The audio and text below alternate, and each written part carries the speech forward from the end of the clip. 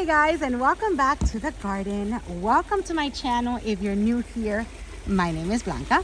So today it is Sunday, December 26th, the day after Christmas, and I am out here.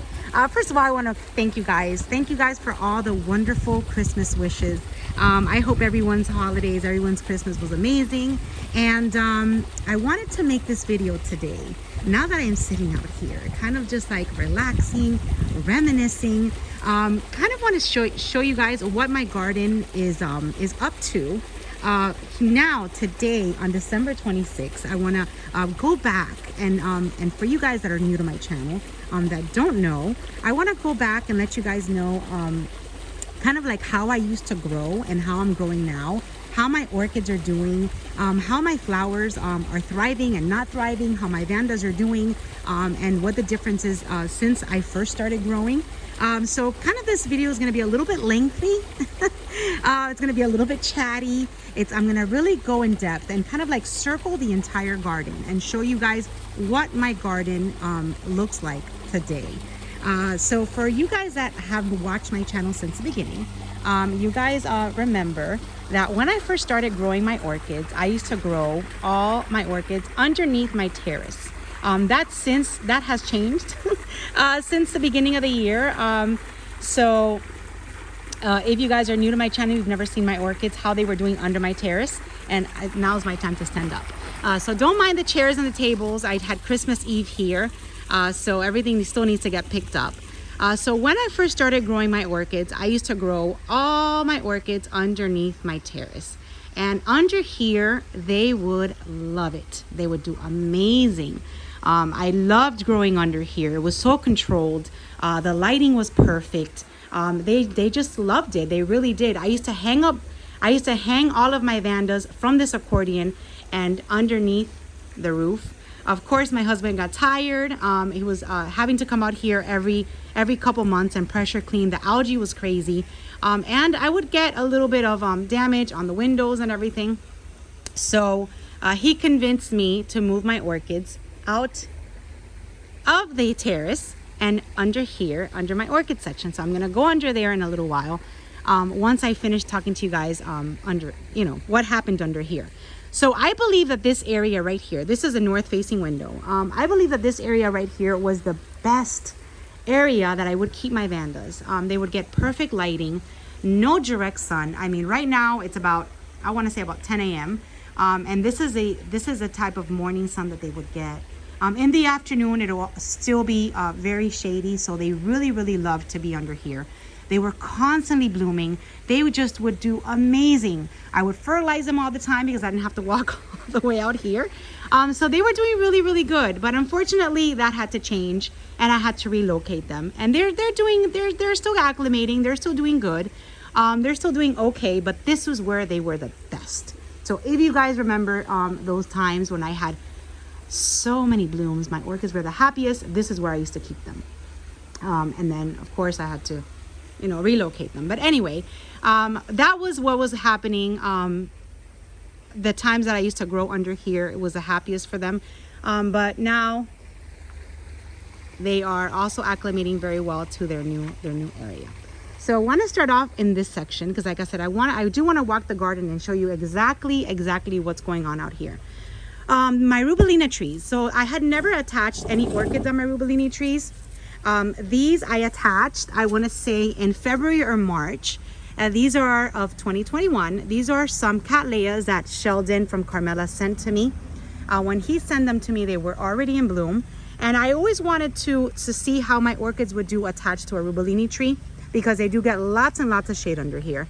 The only reason I was hesitant to attaching anything is because I have to really make sure that they attach to the trunk of this tree, because everything is like all of this fiber, all of these, I don't know what they're called, but they fall apart. So I didn't want to put anything on here that would not attach well because of the fact that they would not grab on well because of the fibers, all these things. But anyway, a few months later, and my cattleyas are blooming and they seem to like it under here. I mean, I have a total of 6 blooms. They smell amazing. Oh my goodness, they do smell amazing. And they seem to like it under here, you guys. Not that much sun, just lots of shade under here, under my rubellini tree. And they're growing new roots.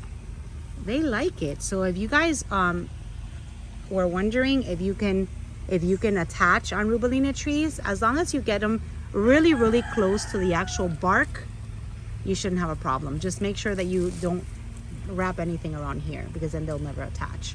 So that's what's going on with these set of rubellini trees. And these are all on the right side of my garden. So there you go, and they smell amazing. All right, on the other side, and I'll make it to that area, to my other rubellini tree in just a minute. I have here, you know what, let me just walk over there because I will forget. Oh, there go my dogs. So my next door neighbor has a German Shepherd, and my dogs love to bark at him. I have 3 rescue dogs. Well, I have 2 rescue dogs and 1 baby that my 2 rescue dogs gave me. So they love to go bark at him. All right, so under this rubellini tree, I have some phals attached, which are going to bloom soon. Now these are the phals that I like to keep, that I keep indoors, and then I bring them out here and I attach them to this rubellini tree. I mean, I still have to attach this one. These all come from like my entryway and my living room. I have to still attach these. But I put them on this rubellini tree along with my Maxillaria tenifolias, which are growing in here, not blooming. These probably bloom like around April, March. So they are happy here. See, not too many fibers on this one. I don't even know if I'm saying that right, but not too much of this on here.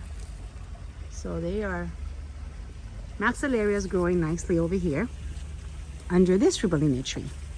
And this is here on my left, on the left side of my garden.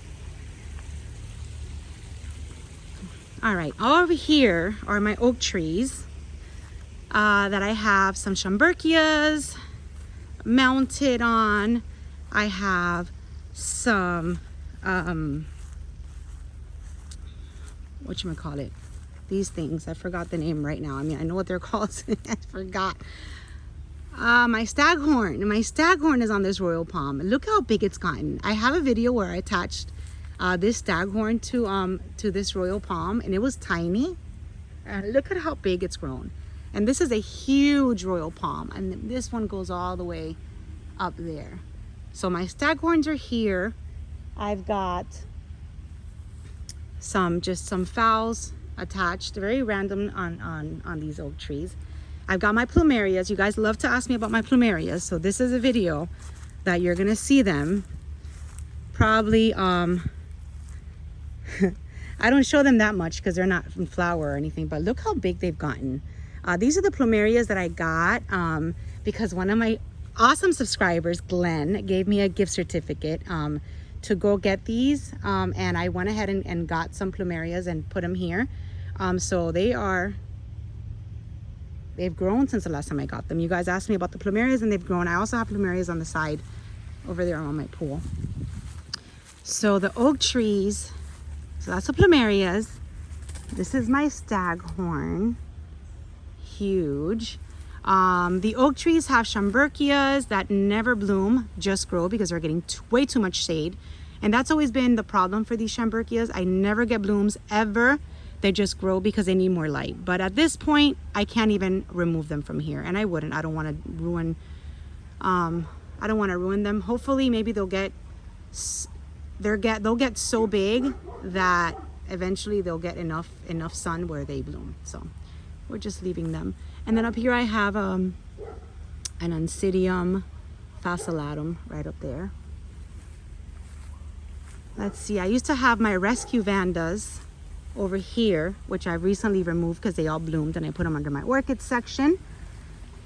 And then circling my pool, hey Obi, circling my pool, I have this beauty that bloomed. She was my surprise bloom. a few days ago. I had no idea she was even growing because she was hidden under all of this Spanish moss. So she's still doing well. Now this little burn here is, I mean, you know, these are all the things that I have to deal with because I grow outdoors. The blooms on my cattleyas, the beautiful blooms on everything, they probably look their best when they first bloom because there's a lot of rain damage, there's a lot of wind damage, there's a lot of sun damage that comes with growing your orchids on trees. There's no way you can prevent that. So I have to come out here and enjoy the blooms as soon as they open, because that's probably going to be the prettiest time for them, because it comes from growing outdoors, you guys. There's nothing I can do about the damage that they get. Look at this one. This was also a surprise. So these are my cattleyas that are blooming on my palm. And then my dendrobiums that are not blooming right now, but they bloom constantly. Let's see, let's keep circling. Remember, this video is I'm just gonna talk to you guys about everything in the garden. Not sure if I'm gonna be able to bring you guys a video before the new year, so this is gonna be probably it. So these are also cattleyas that I mounted. Okay, same box as the ones that I just showed you under my rubellina tree. This is one plumeria right over here, has no leaves, but it's growing, I guess. And then here is my gumbo limbo. Very quiet. Over here I have just a few flower spikes coming from my my phals. Right there. Here is a Dendrobium manusman keiki that I mounted, and it's growing. And let's see what else. So here in bloom is my Oncidium Eye Candy Pinky. Now these are very resilient. They're resilient because I know that they get lots of lots of rain. I don't think the sun is too direct over here because of all the tree coverage, but look at how pretty these blooms look. I mean, and these are hardy. These have been in bloom for quite some time. This is the Oncidium Eye Candy Pinky. If you guys are looking for a pretty Oncidium Eye Candy Pinky, a pretty Oncidium that is that's hardy, that you can grow outdoors and it won't look so damaged with time. I think this is one of them. Look how pretty, the detail. And it does bloom a lot. This is probably the second or third bloom this year on these. And I have another one growing under my under another palm. All right, so this is one of the cattleyas that, due to the cold weather, I was able to get some shoots out of her. This is a hybrid of the Cattleya Debiana. This is the tag. It's a Gulf green hair pig. You can already see the little hairs growing on that one. Can't wait to see her when she blooms. And these are I have other cattleyas on here and some phals. Let's see. Right here, I relocated my Dendrobium Sherry Abe because I want to enjoy these pretty flowers. So this is a Dendrobium Sherry Abe in bloom. I kept her under my gumbo limbo tree, and then she was so far away that I decided that I wanted to enjoy her blooms. So I went ahead and put her right here under my trellis. So now I can see her blooms from my breakfast nook inside. So this is Dendrobium Sherry Abe, full sun, you guys. These are like full sun. They love it. I've got probably like 4 or 5 flower spikes on here. And then there's some other little spikes growing, and then I've got 2 flower spikes in full bloom. Dendrobium Sherry Abe. On this palm right here, I've got my Oncidium fascillatum. I love this. This yellow oncidium I just love. Now she's here with a Dendrobium and Novi Splash. There's another Dendrobium there. This other Dendrobium here, which is like a green with purple. And then here is my vanilla. Lots of you guys asking how my vanilla is doing. So if you guys remember, oh my goodness, look at this. So this is what happens when you go outside. So here I have on the floor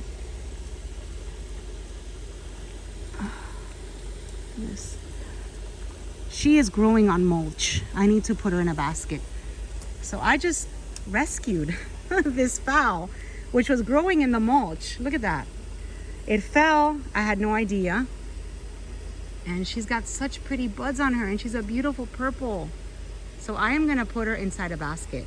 So I'm so glad that I was walking and I saw her, because now I'm gonna put her inside a basket. Look at that. She was growing inside the mulch. And look at her buds. So anyway, back to my vanilla. I did put this vanilla, if you guys remember when I got it probably, I want to say 2 years ago. 2019 is when I got this one at a show. And she's growing, she's attached. That's my vanilla. Let's see, over here I've got my Dendrobium nobilis. This is my sweet pinky love, which is blooming. And I've got a lot of those little nubs on it. There you go. And then I've got lots of cherry babies growing on this one, but not in bloom. Okay. My Arachnus, since I got her, has grown. Let me just put this fowl here on this chair. So since I got this Arachnus, it has grown and it is blooming. I got this one with Judelis, a little orchid nursery by my house. Look at the pretty Arachnus blooms, and I just keep it. I think she's in dirt. These Arachnus are semi-terrestrial, and they can be kept in dirt. I think they're kept in dirt down here. This is the media that they're in. So yeah, it's like a combination of like dirt and like chips and bark chips and stuff. And she seems to like it. Lots of flower spikes on this Arachnus. She's in full bloom. I mean, not in full bloom. She's in full sun. And they love it. Look at the blooms on that. Pretty, huh? And she has grown a lot. All right, then on this palm, we've got some beautiful white Dendrobiums in bloom. Trying to get her to focus. Look at that. Beautiful white Dendrobiums in bloom. They love it. And like you see, they are in full sun. But most exciting are my Cattleyas. Look at what a pretty, pretty plump bud. This is my LC Melody Fair Carol. And there's one. And there's two more here, along with a foul spike. So can't wait to share with you guys what these blooms are gonna look like. These like the other ones from my rubellini tree came from Carmela in a box in bloom, and they're blooming again. So I got that box about February, March. It was after my birthday box, and it's December and they're in bloom again. Over here I keep my cherry babies that are surprisingly coming out of bloom. These were blooming a lot in the past few months. And this is another one of those oncidiums. Eye candy pinky that's growing right here. Beautiful flower. And then last but not least is my other set of palms. These are all Christmas palms, by the way. And here I have lots of cherry babies in bloom and my beautiful Emma Vanda venture. They've got many, many pretty blooms growing and coming. The sun is so bright. I hope you guys are getting a good picture on there. I think that this is the most that this Emma Vanda venture has ever bloomed at a time. I think it's got like 10 flowers right now, but they're all kind of clustered in, so you really can't tell. Because first of all, she's super high up. Oh, there's more buds right there. And that's her flower. And then here are my cherry babies in bloom. Flower spikes, flowers. Oof, there's bees. All right, so one of the questions that I get all the time is, what do I do with the critters? What do I do with the let's see, what do I do with the critters? What do I do with squirrels? And thankfully, you guys, I have to tell you, I have no issues with squirrels, with critters, with iguanas. I have no issues. I don't know. I guess I'm one of the lucky ones that doesn't have to deal with that. I mean, the biggest problem in my garden is the fallen fronds. These are the ones that mess everything up out here, and then I have to deal with all of this pollen that comes from these royal palms. So no critters, just fronds. I mean, they're the ones that ruin my blooms and ruin my orchids. So right now we're getting in, this is 21 minutes already in this video, you guys. I'm sorry this video is so long, but I need to get a video where I kind of showcase everything and I don't leave anything out. This way, for me, I can always look back and I can always see. And then for you guys, if you guys have any questions, I hopefully covered it in this video. So we are entering my orchid section, my orchid oasis. You guys remember when I built this area? It was such a, I was so excited. I still am excited. I love it. So my gardener, between my gardener, my husband, myself, we created this area. We went ahead and paved the road, the yellow brick road. We went ahead and paved, not paved, but we kind of like dug everything up here and filled it all up with these pebbles and then the rocks, and created this little area for me, just for me. I do not harm any of the windows. I don't harm anything in the house. I just keep my orchids under here, and I can just come out here and just relax, which is exactly what I love to do when I have time. The holiday seasons for me is very busy, so I don't get to do it as much. Now I get to breathe. Now I get to come out here. Now I get to enjoy. Probably now until the Tamiami Orchid Festival, which is going to be December 13th is the VIP day, and then the 14th it starts. I will be a vendor there. You guys have been asking if I'm going to be a vendor. I will be a vendor there, so I'm very excited. But I'm going to be a casual vendor because I also want to enjoy the show and bring you guys that experience. So I will be in my booth, maybe in the morning. I don't know, but I will be walking around. Thankfully, I have Ophi right next to me, so they'll be able to get in touch with me whenever you guys go by. But I do want to do the show, but I want to enjoy it more than actually being a vendor there. So just wanted to give you guys that information, and also tickets already on sale for that show. So Tamiami Orchid Festival starts January 13th, 14th, 15th, and 16th. The 13th being their VIP. It's going to be a Thursday. So anyway, we're going to enter the orchid section. So if you guys saw last video, you guys will know that I visited Bangjong, and when I was there, I asked Ben if the yellowing of the leaves was normal, because lots of my Vandas under here have yellow leaves. So he did tell me that it was normal to get yellow leaves at this time of the year with the temperature changes, and definitely the cool weather does affect them. So as long as it's not everything yellow, as long as it's just towards the bottom, you guys, that is normal. So I just wanted to give you guys that information. And then you guys also know that I did go shopping, and I did buy some amazing Vandas, but Ben is holding them for me. It was gonna get cold. I was scared to bring them home, and I was scared for their leaves to get damaged. So I said, Ben, hold on to them, and I will be back for them probably like this week or next week. So Ben is holding for me some Vandas. I'm not going to tell you which ones I got because I am going to do a haul, and I'm very excited to show you. So they're not in my garden. They're at Bangjong right now. Just in case you guys were looking forward to seeing what I got. I don't have them yet, but they will be coming home very soon. He's babysitting.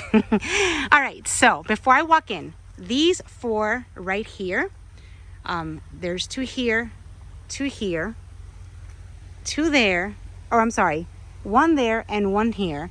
Those are my Vanda violettas. And the reason that I decided to put my Vanda violettas right in the entrance of my orchid section is because they love full sun. They like bright light.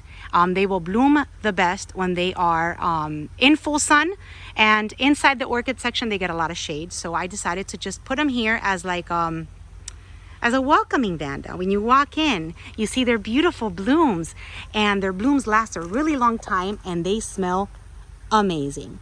So hopefully, and the lighting today on this camera is not very good.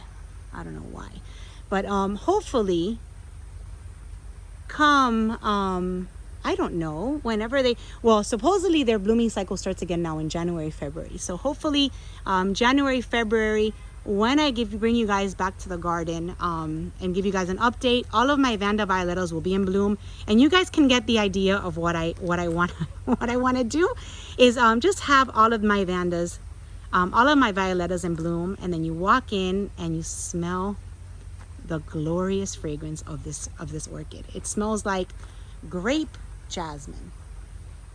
So those are my Vanda violettas, and this is where I keep them. And the reason why I keep them out here is, like I said, because they need the brightest light that you can give them. So that's why they're out here. I do have lots of cattleyas mounted on all of these palms. Before I created my orchid section, this was my cattleya section. And I just have lots of cattleyas and lots of dendrobiums just attached. Let's see. The Vandas are being kept not mounted, but hanging from hooks. I've got Vandas everywhere, you guys. Everywhere. This one here is the Renentanda Vanda that I got at the Tamiami show. I mean, I hope you guys are still listening to me watching this video. It's been 27 minutes, but hopefully you guys are still hanging on. So this one here is one that I got at the Tamiami show that I was super proud of because it was really big and established. Unfortunately, I did try to put it around my pool, but I didn't get it to sit up straight, and it's still kind of here hanging out. I have to get it over there before it gets damaged. So that's that one. I brought my my pitcher plant under here to see if it likes it. The pitchers are still growing. I mean, these are all dried up, but the pitchers are still growing strong. And then I have some new pitchers forming. So I have it here under my little gazebo, and they get watered. I just felt it, and it's still moist. I keep some of my plants out here. My Oncidium twinkles are coming out, and these are going to be put on my trees once I decide where to put them. All of these Oncidium twinkles and my other white Oncidiums. Oh my gosh, I knew I was hearing something. So there's like a huge lizard that's crossing by. It's an iguana, actually. Look at it, look at it. You guys see it? Oh, it's over there. Oh, don't come over here. It's in the neighbor's house. It's crawling, and it was big. All right, so the Oncidium twinkles, I will attach them on my trees now in the new year. That's going to be one of the first projects. I have to figure out where I'm going to put them. They're still in bloom. We've got this Vanda in bloom that you guys have seen, and then all of my Vandas just under here. Now, when I told you guys at the beginning of this video that I had to relocate them from the area that they bloom nonstop, I have to tell you, these Vandas will probably be in bloom right now because they were just blooming all year round, and now I don't get any blooms. So maybe it's just that they're acclimating to being out here. I don't know. I don't have an answer for you guys. I don't know why my Vandas, since I have them in this section, are not blooming as much. I mean, I do have some in spike. I really have to go back to this time last year and the year before when I used to have them under my terrace to see where they were. Maybe this is just a time that they're dormant and they're not, and they don't bloom. But I really used to get lots of blooms from my Vandas. So this is what's going on now on this 26th day of December. Just quiet, non-blooming Vandas for me with some yellow leaves, which is normal per Ben. So if you guys are experiencing yellow leaves on your Vandas this time of year, Ben from Bangjong says that it is normal, and he's the expert, so I believe everything that I hear from the experts. This is a Aritas promoting. So if he says that's normal, I can breathe and I feel confident, and I know that my Vandas are not dying because I do see that all those yellow leaves happening. So just wanted to relate that message to you and show you yeah, the yellowing of the leaves. All right, my driftwood, you guys, is suffering a little bit out here. I'm not gonna lie, it was better when I had it under my terrace, but here she is now, and you know, it's what's going on.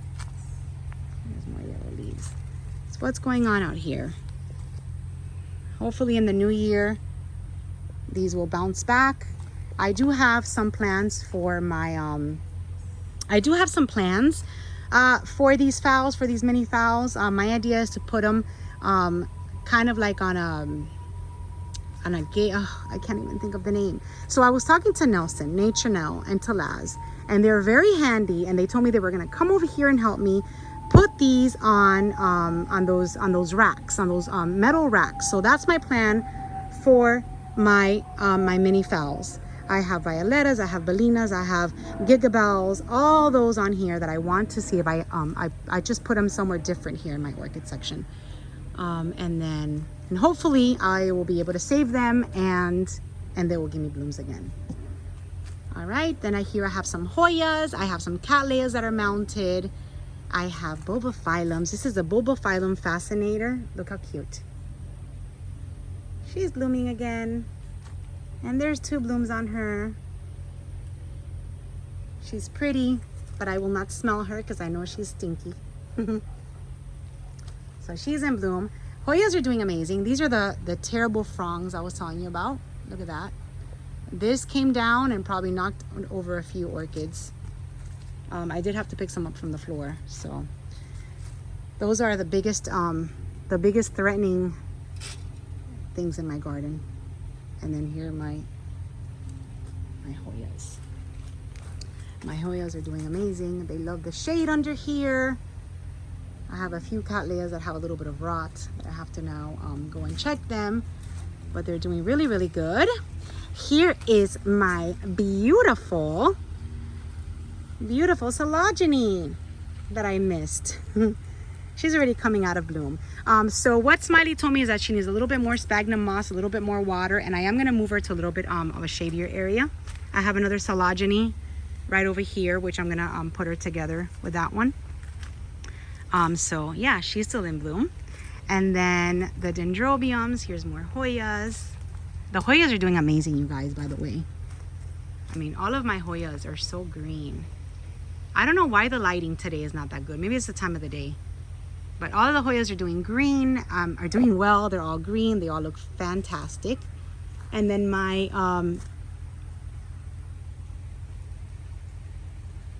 this Dendrobium is also in bloom now. This is my Dendrobium oleanthianum. She's blooming. And then all of my Dendrobiums over here. And then all of my anosmums are bare because hopefully they will bloom soon by April. And then here is my Rinkenstylus gigantea, which is about to open. This one's going to be open in January. So I'll be able to share those blooms with you. My tolumnias, you guys, we're getting almost close to the end. My tolumnias seem to like this area. I mean, some of them have rebloomed. Look at that. So they're doing good. I've got some buds. So this is where I keep my tolumnias, not too much sun, kind of like in a little shady area. Of course, my cordillera. How can I miss you? My Encyclia cordillera, which is in full bloom right now on this beautiful mount, and she smells amazing. There you go. That's my Encyclia cordillera in bloom. And then my brassavola back there is doing amazing. These are my other violettas. I could smell the Encyclia from over here. And she's right there. Smells like grape. Smells just like a grape candy. And then my brassavola, you guys. So this is it. This is the summary of my garden. 36 minutes, you guys. You guys, if you're still here, thank you for watching. Thank you for all of your support. I mean, this channel could not be what it is without you guys, without all of your amazing comments. You guys with your comments is what makes me keep doing these videos. Just all of your support. It means a lot. There's my doggy. It means a lot. So I really want to wish you guys all the best in the new year. Have a happy, healthy, safe New Year's. Wishing you guys a happy, safe New Year. Lots of health. Take care of yourselves, especially with this new variant. I want everybody to know that, you know, you guys are the reason why I do these videos. You guys really do encourage me to keep going, and all of your support, all of your advice, and your kind words is really what makes this channel. So thank you guys for watching.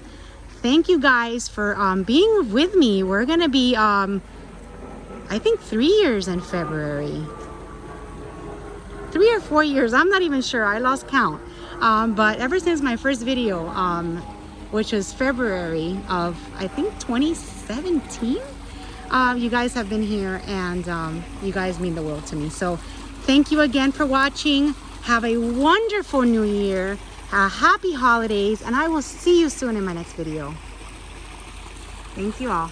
Bye-bye.